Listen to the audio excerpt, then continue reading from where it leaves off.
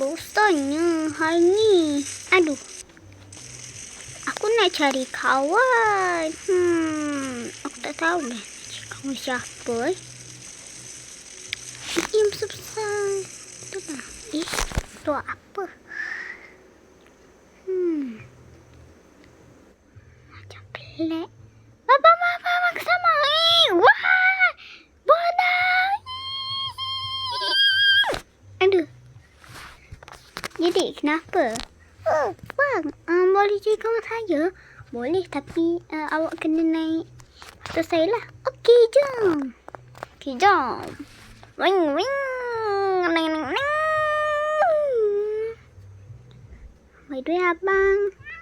Nak awak apa kat sini? Tak adalah saja je nak pergi arcade. Okeylah, jom kita pergi arcade. Okey, jom.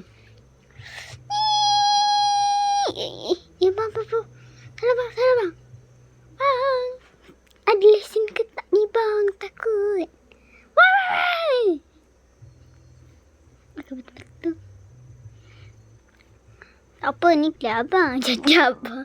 Jadi ni abang. Jadi saya maki. Permainan baru. Okey.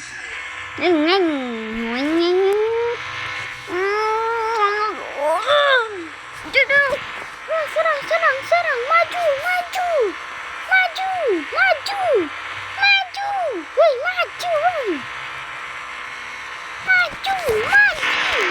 Ya, ke mana? Kalah juga. Tapi lah. Jom kita bergoyang. Yang ada. Habis ke kena.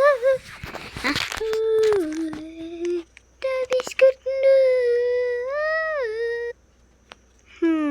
Bosan lah.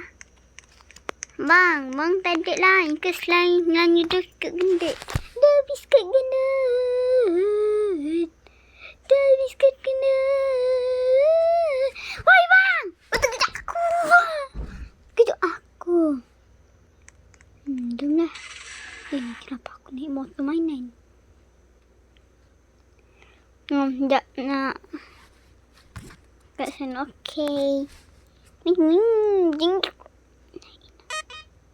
Aku main bola sang. Ya. Cepatlah. Dah lupa.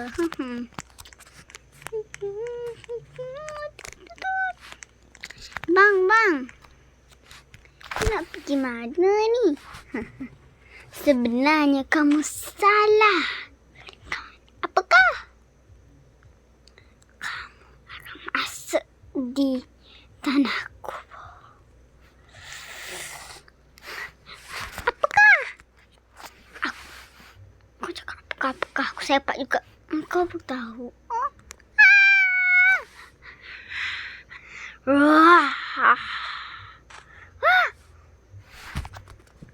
Aduh.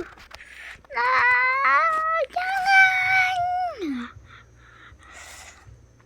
Selamat tinggal.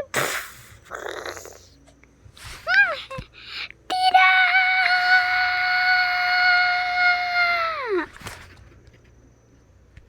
Okay guys, terima kasih untuk video kali ni. So hari ni sorry sikit kalau pendek sebab sebenarnya ni kisah tau, bukan cerita. So kisahnya Nyamek Ireng ni dia jahat sebenarnya. Tu dia nak bunuh saya. Dia macam tu lah. Okay guys, like dan subscribe, komen dan share. Kita jumpa lagi di video kan. Tak tahu siapa tu. Okay, bye.